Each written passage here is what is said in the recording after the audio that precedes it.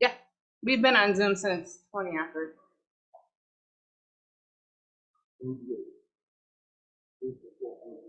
Oh, what's that? One of those.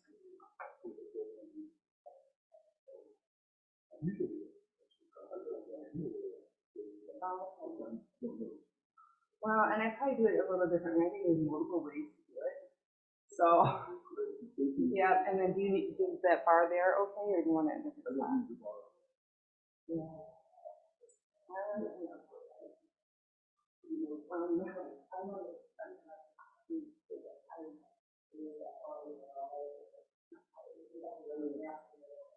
There you go. See if that'll go with. There you go. And the clicker is there. Yep. I haven't checked it, but make sure. Alrighty, thank you, Chris. Yeah. All right, so as always, the presentation was much longer than the time we had available today. So I'll probably be trying to. I'm sorry, I have to talk in the mic. I forget. But slow me down and let's make sure you ask questions or make comments or whatever. So there we go. Okay, so we're not just trying to set a track record here. Thought today we'd talk about shrines, and I'll explain why I like shrines in just a moment, okay? But it occurred to me, why not? It's might be an interesting topic. Gotta make sure I stay here, don't I? So first of all, we're wondering why the clicker doesn't work.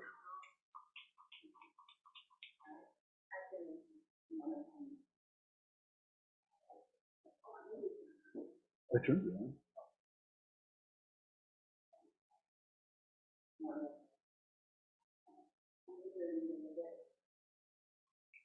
Oh, there we go. Did you do that? I did that. Oh.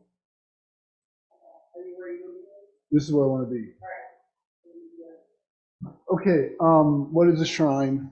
And here's the definition for it. So let's make sure you know what we're talking about. A sacred or holy spot, place that's dedicated to a specific deity, or it could be an ancestor, hero, martyr, whatever, where they are worshipped and venerated. Almost always shrines are marked by a building or some kind of construction. Okay, usually. We'll talk about exceptions in a minute. And shrines usually contain idols, relics, or other objects associated with the figure being venerated. People who come to worship often leave tokens, often leave things as a to communicate or connect with the spiritual aspect of the whole thing, and as a way of saying I was here. You know, that's kind of all the reasons why people might leave things. The shrines often accumulate stuff from people who come there. So we're talking about a place that's dedicated to an individual or a thing or a person, or it could be a mythological person or some kind of a thing, and the people come there and worship, usually on an individual basis. Okay. Now, why do I like shrines so much? So let's talk about me for a while now, okay? So when I was a boy, I've used this picture before, you've seen it. We lived in Japan. And when I was 6, 7, and 8 years old, we lived in a Japanese village. My dad was, of course, an Air Force pilot, but we lived in a Japanese town. And I got really immersed in Japanese culture because it was all around me all the time, because there was Japanese people everywhere, And the religion of Japan, the traditional religion, is Shinto, and Shinto is by far and away the most important cultural force or thing which determines what Japanese culture became. So it was really important. We're going to talk about folk religion in a minute, but Shinto is entirely a folk religion. What that means is there's no institution, It's not like they had a founder who started it. It evolved organically and spontaneously out of the people. That's what a folk religion does, and Shinto is entirely that. It's also animistic. Animism is a kind of religion, and animistic religions are very intently connected to nature. And in animistic religions, nature sometimes is thought of as a shrine. And so you have these torii gates like this in Japan, which mark places where nature is a shrine. And this woods here behind me was considered to be considered to be a shrine, and it was right by our house. And I used to spend a lot of time in the woods.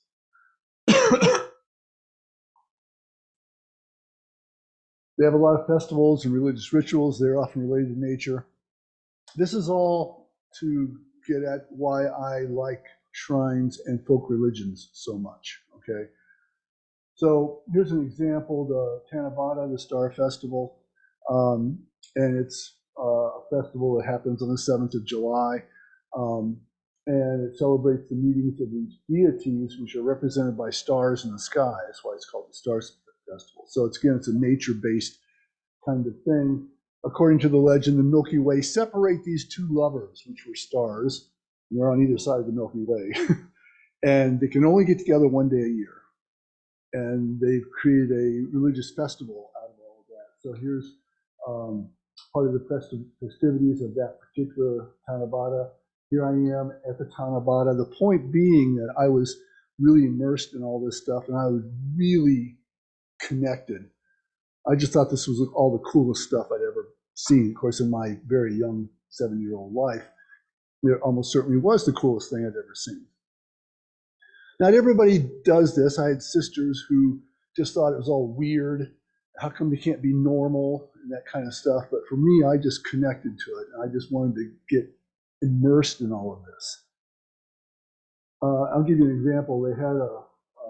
They had a Children's Day in Japan on May 5th, which is a national holiday. They shut everything down to honor children, which I think is kind of a cool idea.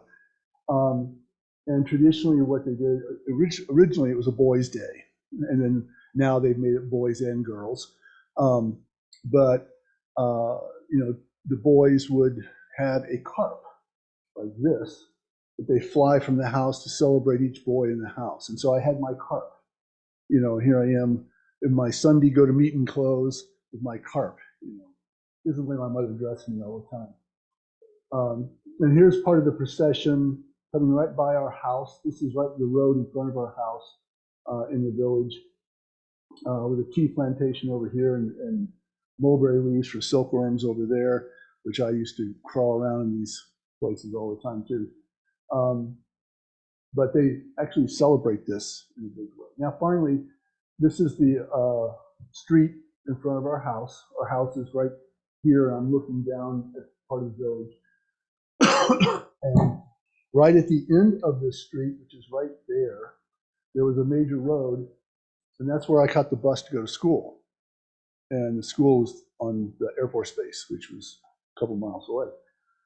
And right there was a small Shinto shrine, really small, maybe this wide, like this, really small.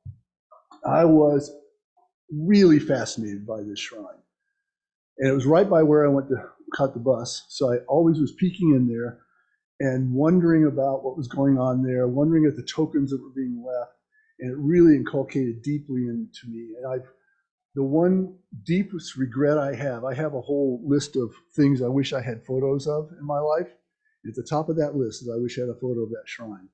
Never got around to doing it when I was 7 years old. And I'm sure it's not there now. This place has been developed. This is 1,000,000 years ago, of course, when I was a kid. And I'm sure that it's been developed now. It's probably long gone. But boy, I would love to have a picture of that shrine. Oh, lost opportunity. So that's why I like shrines and why I like folk religion so much, because I was as a child during my formative years, I was surrounded by that. and really thought it was just the coolest thing ever. So I just thought I'd mention all that. Now let's look at kinds of shrines. There's two basic kinds of shrines. Institutional shrines are not as interesting to me, but I have got lots of pictures of them. I've photographed them all my life. But institutional shrines are shrines which are sometimes called church shrines or temple shrines because they're found inside churches or inside temples or inside houses of worship, and they're built by the institutional church. And the actual churches or temples are designed to have shrines in them. Okay, so they're not coming organically out of the wills of the people. They're put there by the institution. And when you go to worship, there's a large sanctuary usually, but you can also go off for private meditations or private worship or light candles or whatever you want to do in the individual shrines. Now, some religions don't do this very much. Some parts of Islam don't do this.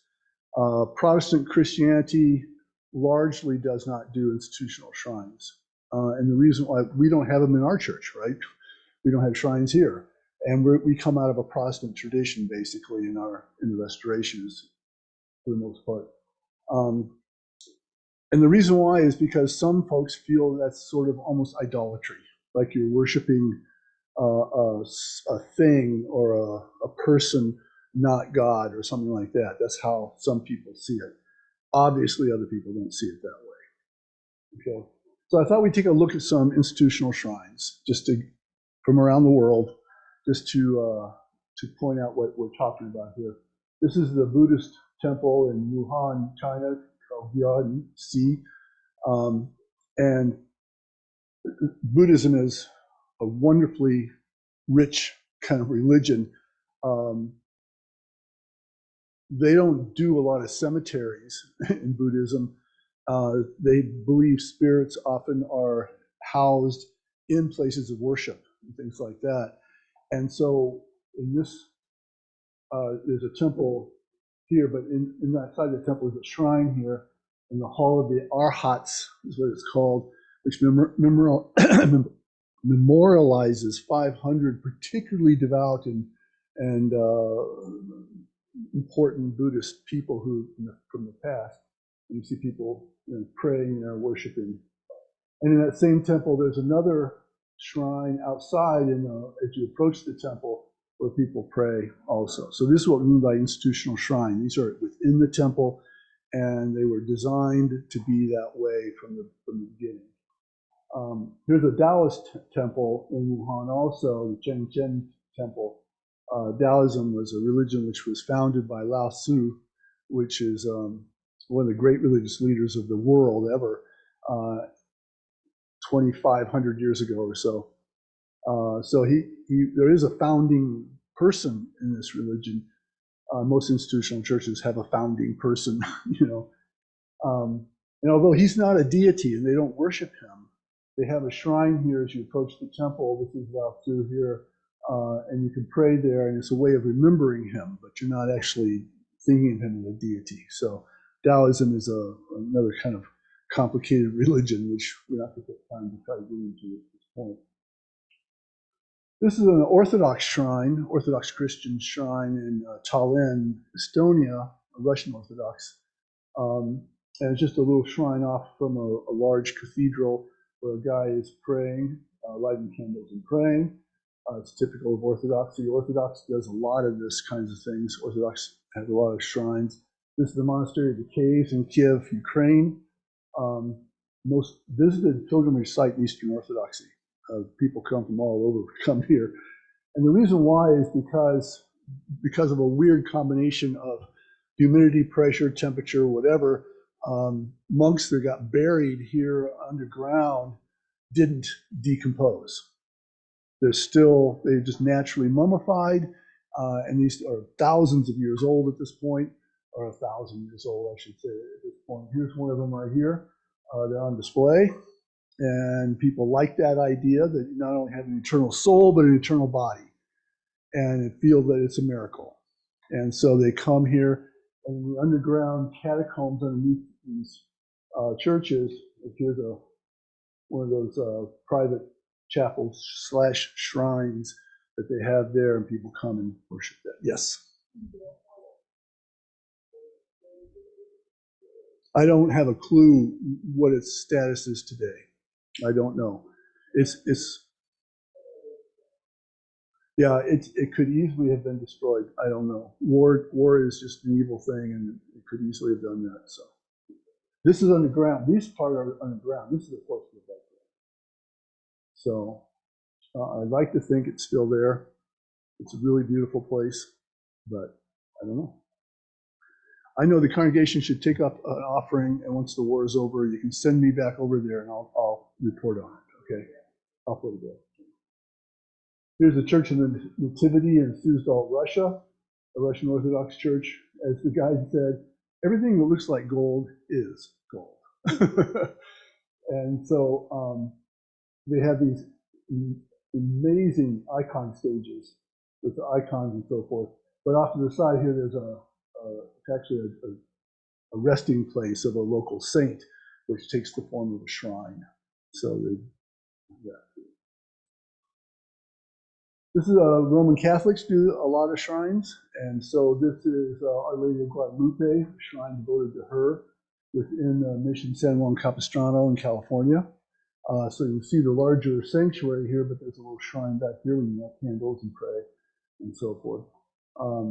This one is the Mission San Buenaventura, which is in Ventura, California. It's kind of interesting. There's a big shrine, a nice shrine outside in the courtyard of the church. But on either side of this is the front of it, in a sense. But this is one side of it, and this is the other side of it, and there's 3 shrines all in this little place here. So you have all these people around praying, and this is to Mary, and I think this is Jesus, and I'm not sure who that is devoted to.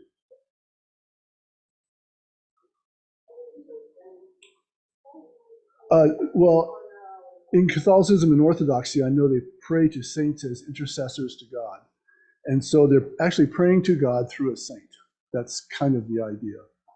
And so as I understand it, that's what they're doing.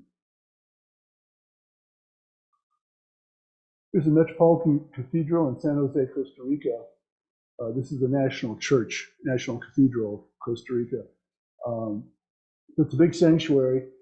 And there's this impressive shrine in the lobby of it. And one thing I like about this one, if you look at it from a different angle, look at all the fingerprints on the glass. Can you see them on this is people who are touching the glass, trying to, in the context of their praying and their worship, they're touching the glass, which I think, this is, of course, is Jesus during his suffering before his crucifixion, which is a common theme in Catholicism. National Cathedral of Argentina, which is in Buenos Aires, big sanctuary here, but they have all these side shrines off the side. This is really typical of cathedrals, Catholic cathedrals.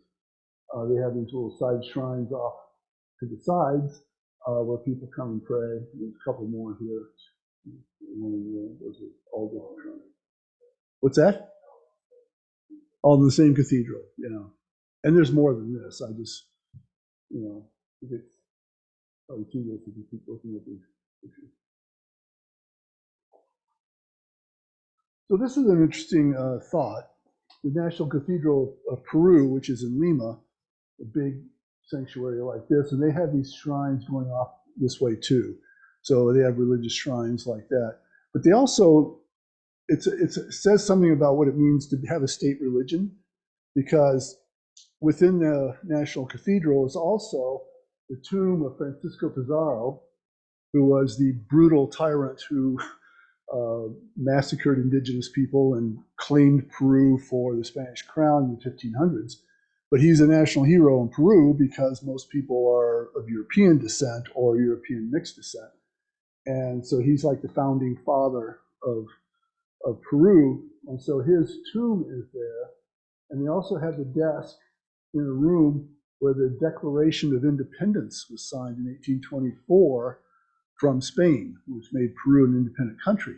So what they've done here is they've mixed the the secular and the religious in this cathedral, and then state religions do that because, of course, the state is part of the religious infrastructure of a state religion, and so it raises the question as to what degree are these secular and what degree are these religious, and how are they mixed. And we could, pontificate and think about that all day if you want. Yeah.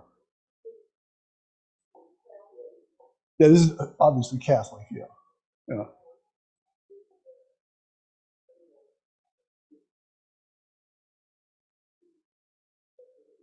Yeah, yeah, totally. That's exactly what it means. That the Catholic Church supported Pizarro and supported independence and supported the establishment of the country of Peru and so forth and so on. Yeah, that's exactly what it means. Yeah. And these are past presidents, I think, of Peru and so forth. So they have as you might guess, they have this kind of nice area where you can go see that. Now, I spent a lot of time in Latin America, so yeah. Yeah.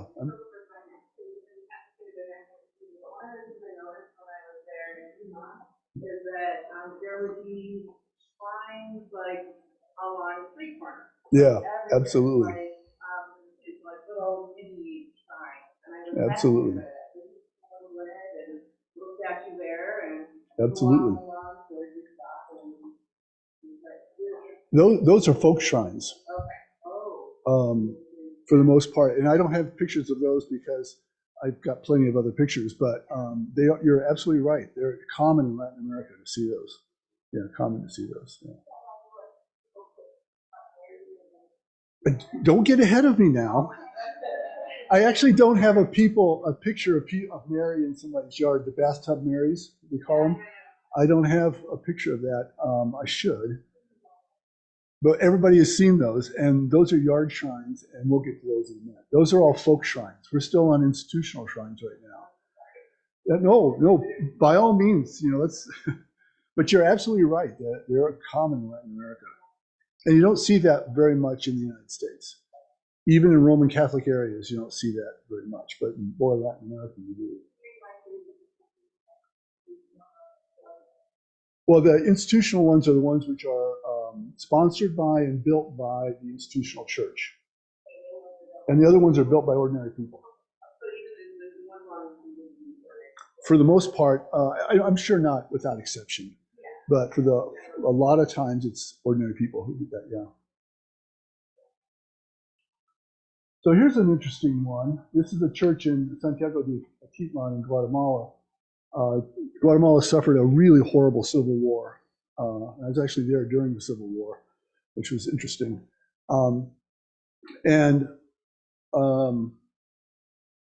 Horrible genocidal practices were being visited on indigenous people. And this was a church in an indigenous area with a priest who ministered to indigenous people.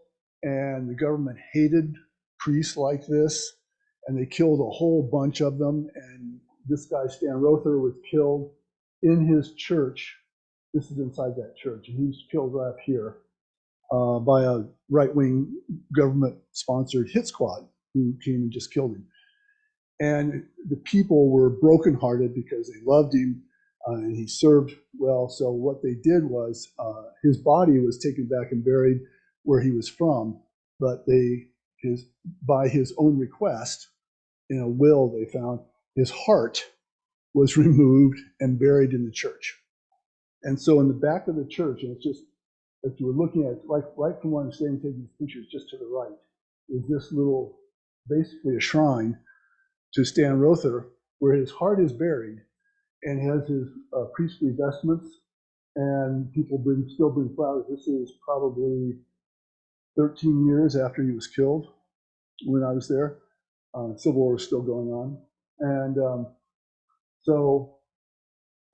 this is a kind of a shrine too. He's not a saint or a religious figure, but he was revered kind of in that way by the people he ministered to. They do, and martyrs often have shrines to them. Since the Catholic Church was actually in line with the government, and so they were really concerned about this kind of shrine. They didn't ever move to try to block it, but they were concerned about it because they knew the government didn't like this kind of stuff. Because Rother was a communist or something, not a communist, but it's what they said. So it was an interesting thing. He was just one of last count I heard something like 2,000 priests have been killed by right-wing hit squads in Latin America or something like that. Priests and nuns. So let's look at folk shrines now.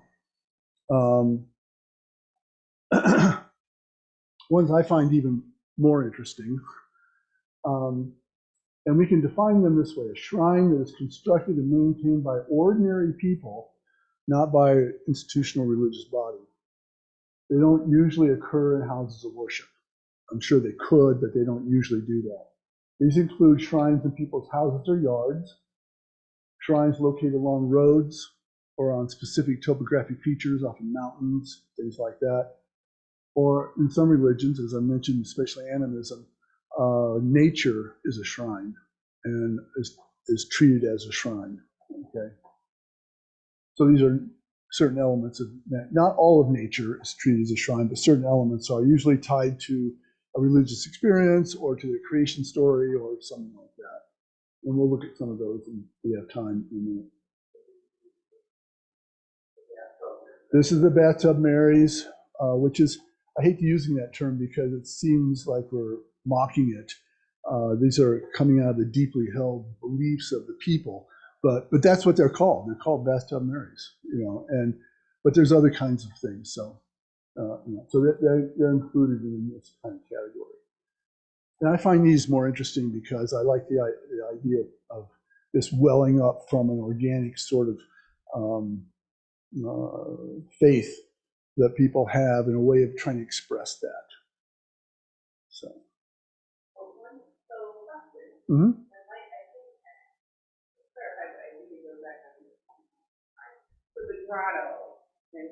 That's institutional. Now, yes, it's definitely a shrine, and I probably should have thrown a picture because I've been there and I've got pictures of it. But it's a weird kind of business because it started off as the vision of one single person who started building this, but he did it with the imprimatur of the institutional church. And now the church, which is Holy Ghost Church, I think it's called in Dickeyville. It's Catholic, of course. Their identity is completely wrapped up in the shrine now. So it's very much an institutional. So it started as a kind of as a folk shrine and then evolved into an institutional thing, which is interesting. I don't know if you've ever been to the grotto in Dickeyville. It is really interesting.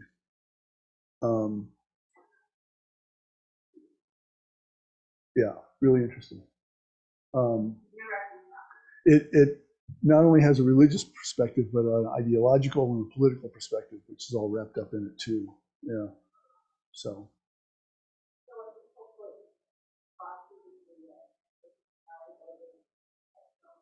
That's coming.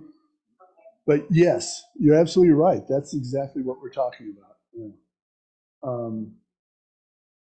So why do people erect folk shrines? Why do people do this?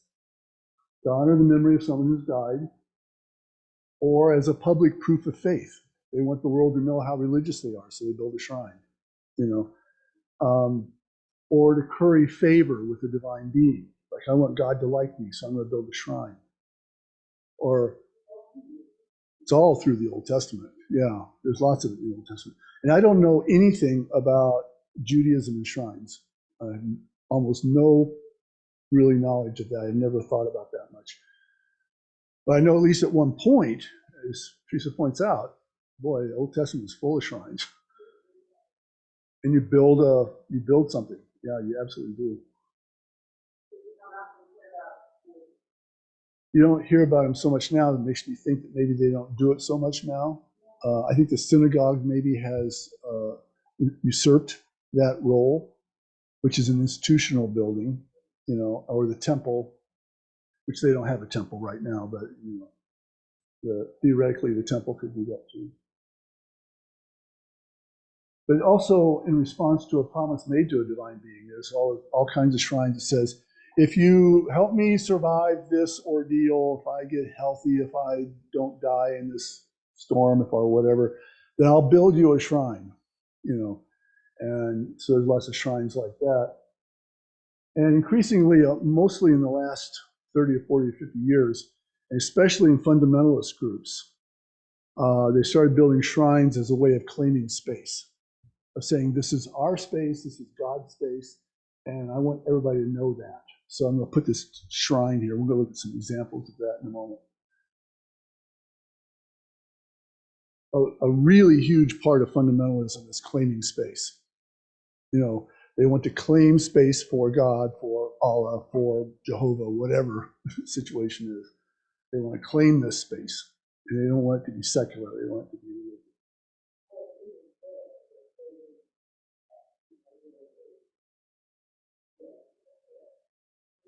That's in memory of people who died. Yeah.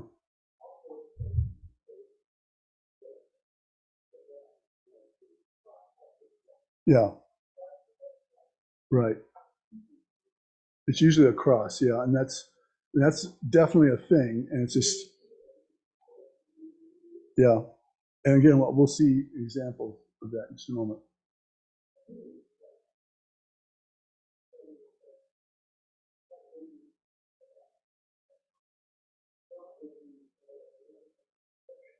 Yeah.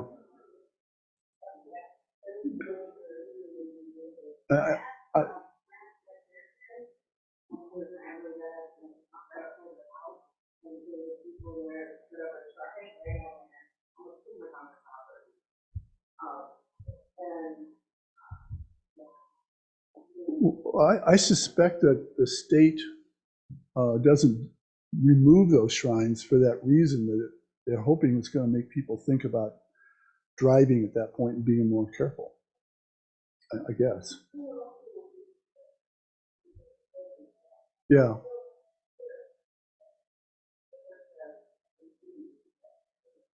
Right. Right. I'm sure they want the memorials to be off the road a little bit, but technically, I don't think they're probably legal, but I think they usually get left because they serve a function. Yeah. So let's talk about folk religion just for a moment, which I really find interesting a lot too. I keep thinking that we're going to do a whole education Sunday on folk religion. I've got one ready to go, but it gets weird. Some of the implications of folk religion, and I didn't want to necessarily go there. But what we mean by folk religion, folk shrines are an important part of folk religion. Okay, it's an important way of expressing folk religion. And what folk religion is it's religion that incorporates ethnic, cultural, or religious customs and practices which are not officially sanctioned by the church. Okay, these are outside the official institutional church, and they're often contrary to the official institutional church. And it's a very common form of religious devotion. I mean, really common, it's everywhere. Folk religion is a broad term that often includes a word called syncretism, which is just simply means the mixing of religious traditions, people borrowing from one religion to augment their religion, or borrowing from pop culture to augment their religion. And this is really common in folk culture. Folk religion, I'm sorry. And it's common in every religion in the world. It has their version of folk religion. And folk shrines are common in almost all the world's religions. So they're really common. The major religions, at least. So why do you get folk religion? Why does it happen? And there's three major reasons for that. I thought we'd just run through these real quick. One is really commonly adherents, people who are involved in a religious tradition.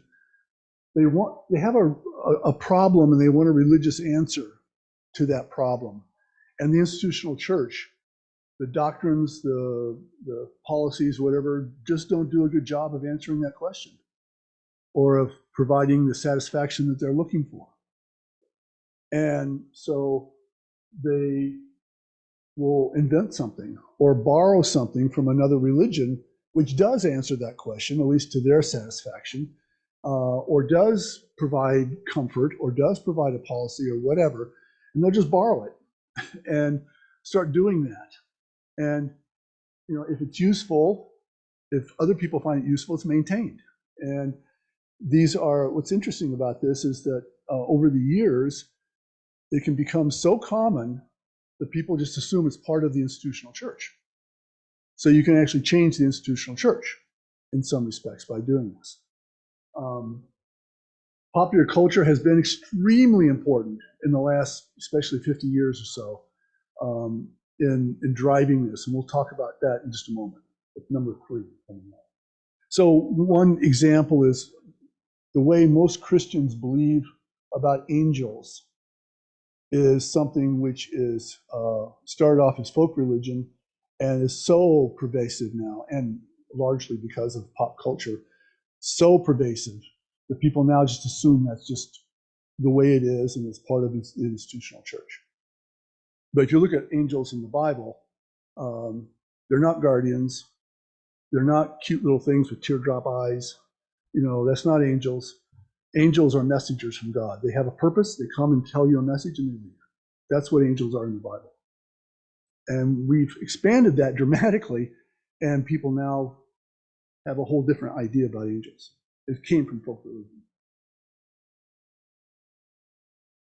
Another way folk religion happens is you get a shortage of officially trained ministers.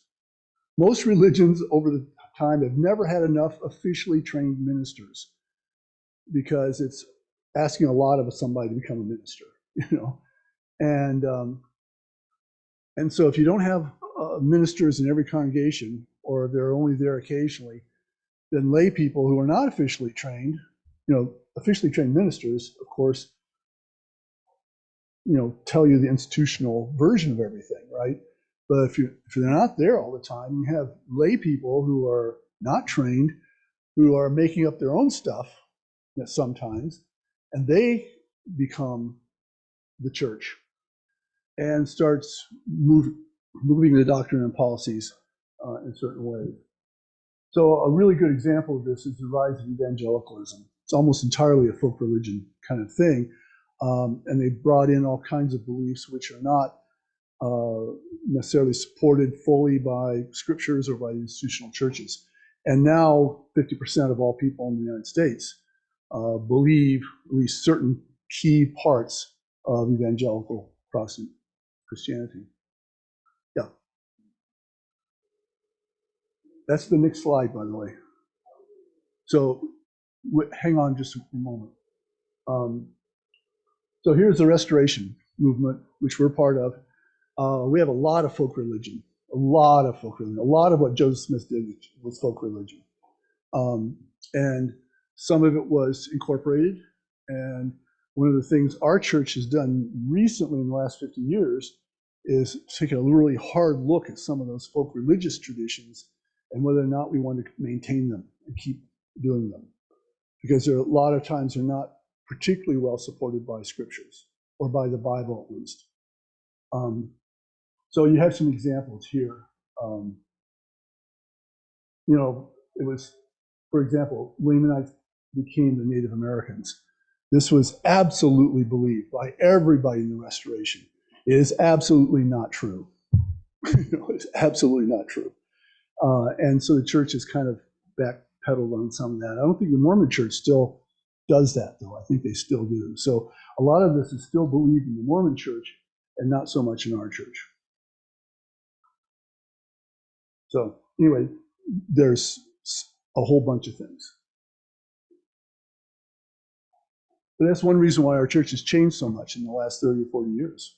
Basically, you can think of it as cutting loose some of the folk religion, which is not supported by scriptures particularly well, or by standard Christian theology, and then evolving into another place. And some people would argue that some of the ways we're going is also folk religion, but that's not a problem necessarily. This is where folk religion gets really sticky after a while, and I hesitate to get too deep into this.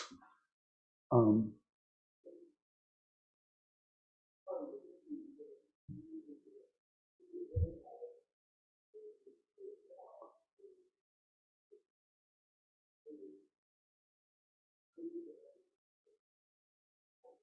yeah, like so the Restoration Branch movement, which came off from our church, are basically people who still believe this, and they didn't want to give it up. So they, of course, they don't ordain women. They don't do all these kinds of things, you know. They're very, very strong in the Book of Mormon and the whole Lamanite story and all that kind of stuff and so forth. They do a lot.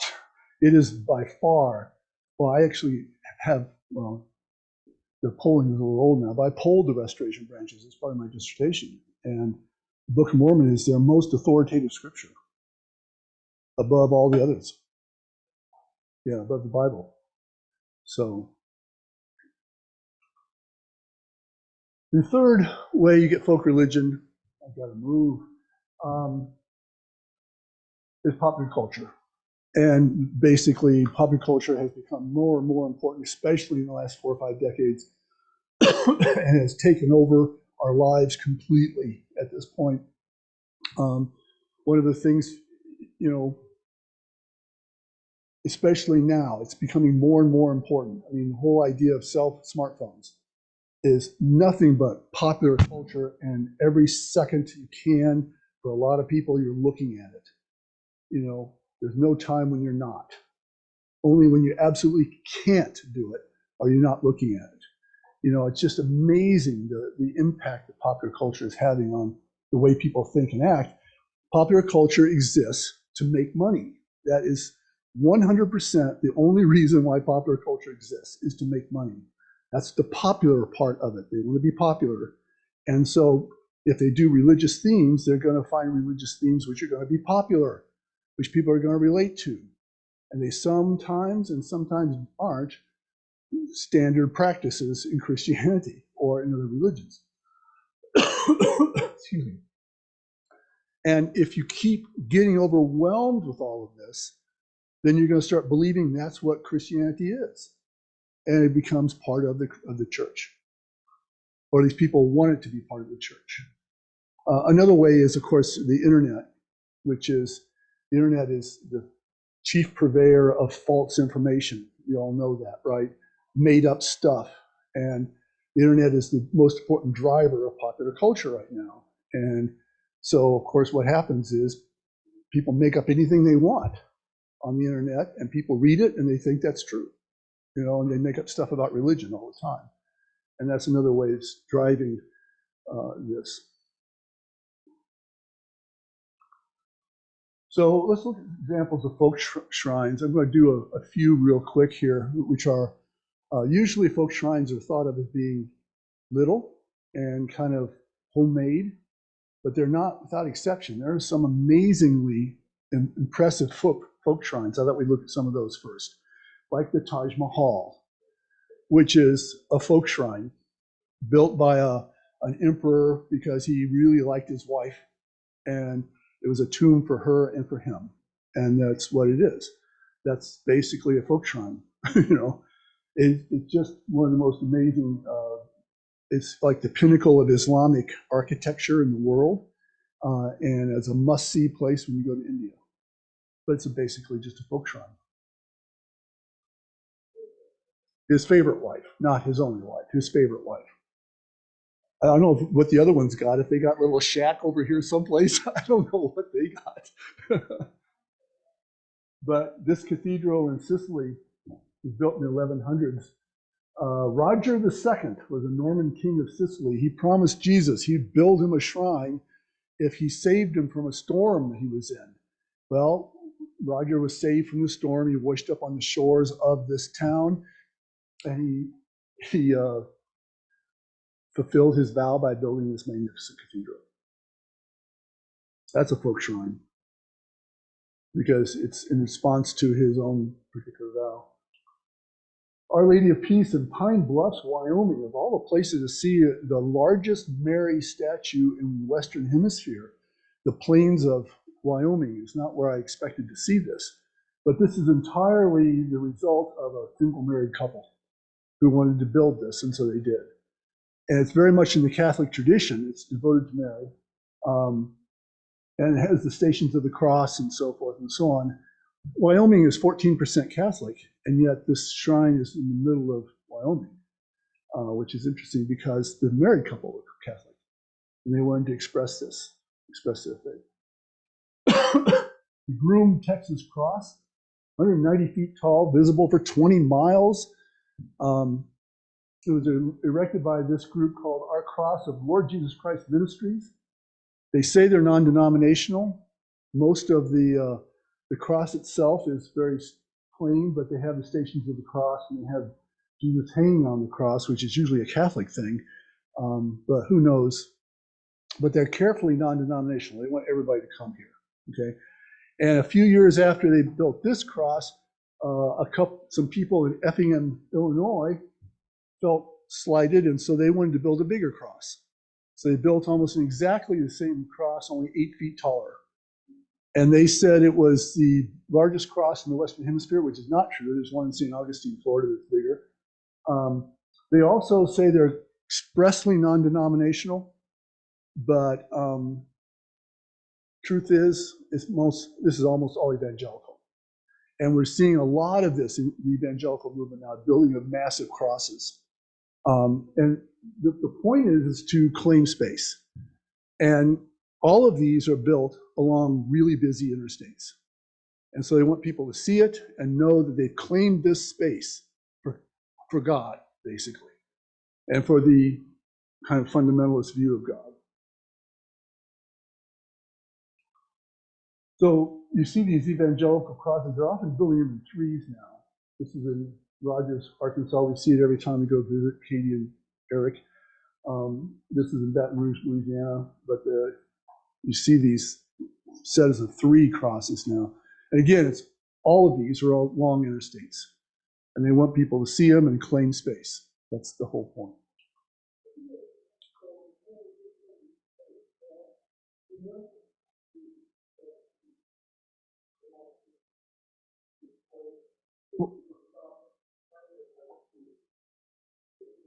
Right, and they want them to know this space is Christian.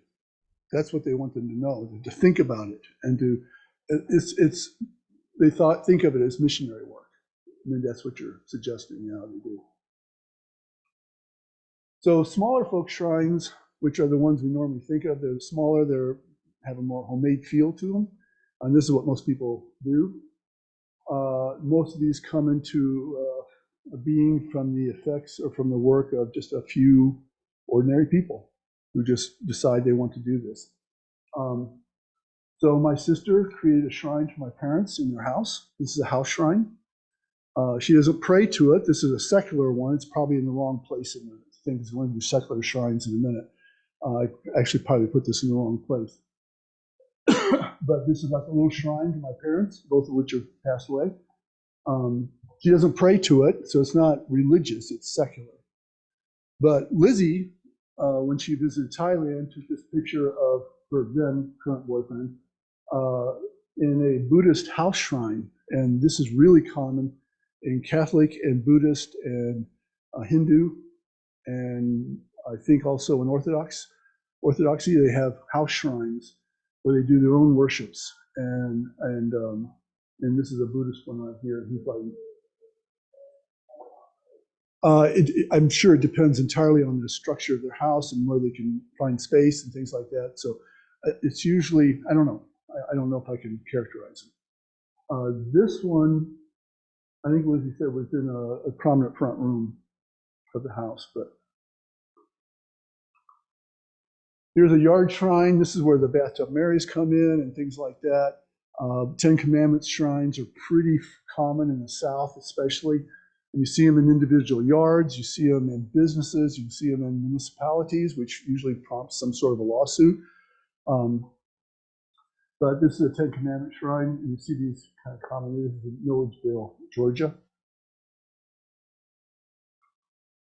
And here's the roadside shrines you're talking about. Here's one in Louisiana, obviously well taken care of.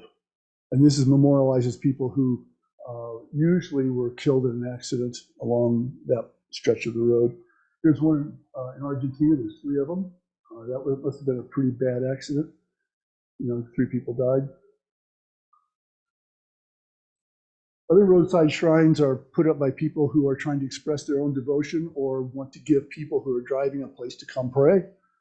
And so here in the Altar Desert, I mean, in the middle of nowhere, I mean, there was nothing around this for miles and miles in any direction. We have this little shrine here, devoted to Our Lady of Guadalupe. And it's, I'm sure, designed by somebody who wanted to express their faith, but also to give people a place to come pray.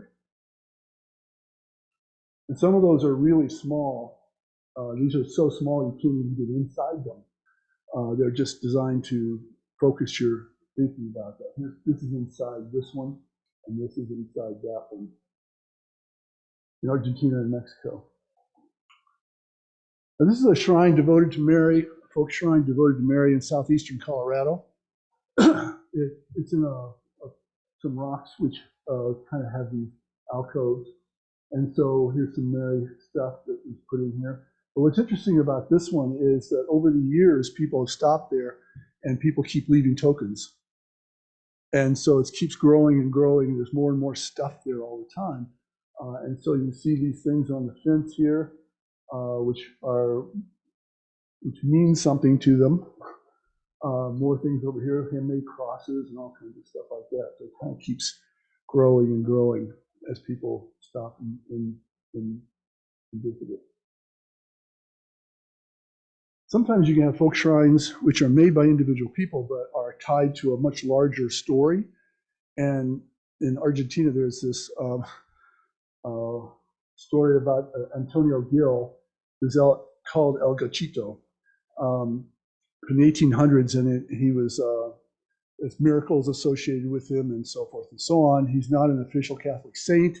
The Catholic Church doesn't approve of his cult, but it is huge in northern Argentina, around Buenos Aires, in that area. And on his day, which I think is in January, 100,000 people show up where his miracle was supposed to have occurred. And you see his shrines all over that area. So here's some shrines, always in red. Red is his color. And these are 120 miles apart, but they look very much the same. And there are dozens of these all over that part of Argentina. Sometimes shrines are put up because somebody's making a secular space and is offended by that in a sense and wants to have a religious aspect to it. That's what it seems like is happening. So here at a place in Lebanon, Kansas, which commemorates the geographic center of the United States, which is a very secular idea, there is a chapel just put in there. Here's along an I-90 rest area in South Dakota. There's a little chapel. So you can go, and it's big enough you can go into and pray and so forth. Sometimes roadside is trail side. Here we are in the Andes again now. And this is miles from any road, but there's trails going through here. At 13,400 feet above sea level, there's a cross here at the top of the mountain to remind people of their faith. Here's a statue of Mary overlooking, I think it's Mary, overlooking the agricultural fields of the village of Coparati to kind of like blessing the fields. And as we said, some religious groups have nature shrines, animistic groups especially. Indigenous groups often do this. So again, back to Peru, this is Nevada Amparo here, this is Samancaya, and both are considered to be very sacred, especially Amparo, which means toad in Spanish. And it was for indigenous people, for the Incas and for the Coyaguas, which is a group before the Incas. And they found all kinds of shrines and all kinds of people buried and so forth on Amparo. The Navajo venerate shiprock as well as a bunch of other things in southwestern United States. I could do a whole Education Sunday, just on Navajo, spirituality. But this is Shiprock, and it's tied to a very important event that happened during the creation story. And so it itself is a shrine. I like this example. This is Acoma in New Mexico, a Native American indigenous pueblo. And from there, you can see Mount Taylor, which is here, which is one of the 4 sacred mountains tied to creation in the Navajo and Hopi and a bunch of other stories of southwestern United States. And this is a very sacred spot. And you can see it from Acoma. This is what it looks like from Acoma. When they built the church there at Acoma, this is a Christian church now, when they built that Christian church, they went to Mount Taylor to get the wood for it, and they brought the wood all the way from Mount Taylor to Acoma without ever letting it touch the ground. You can imagine what that was like back in the 1600s to do that, because it was so sacred. The wood was considered so sacred because it was part of Mount Taylor that they didn't want it to touch the ground.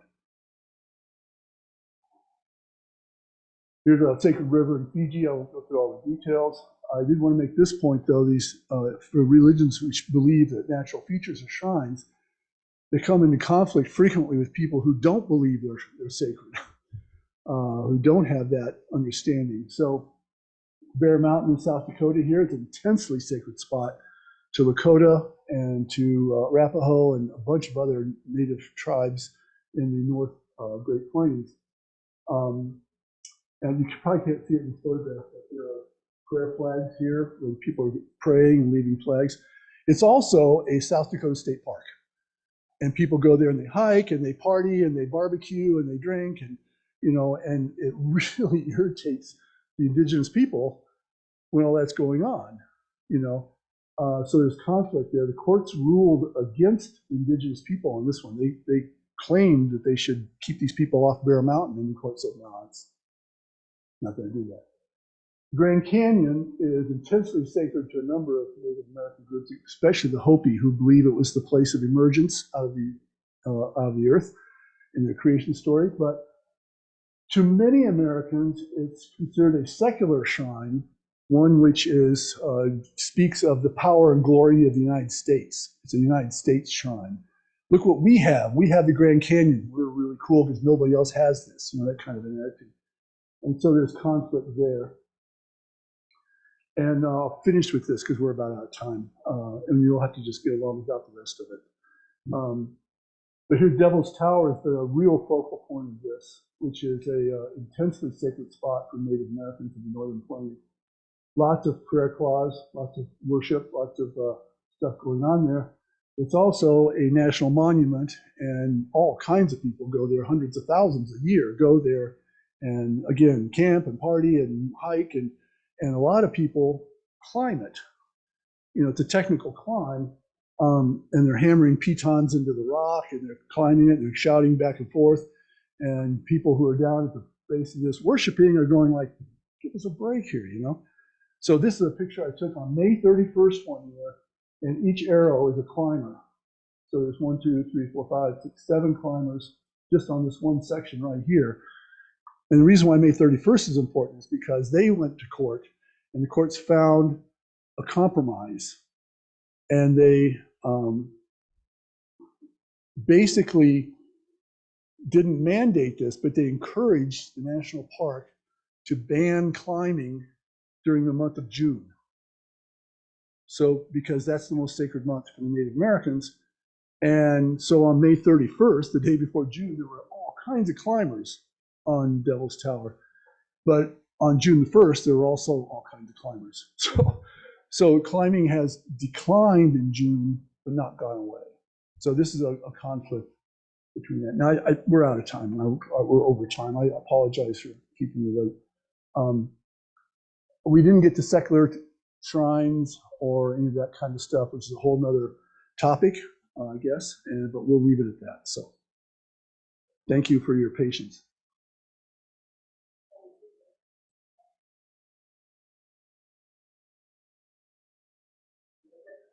I don't know on this computer how to turn the recording off.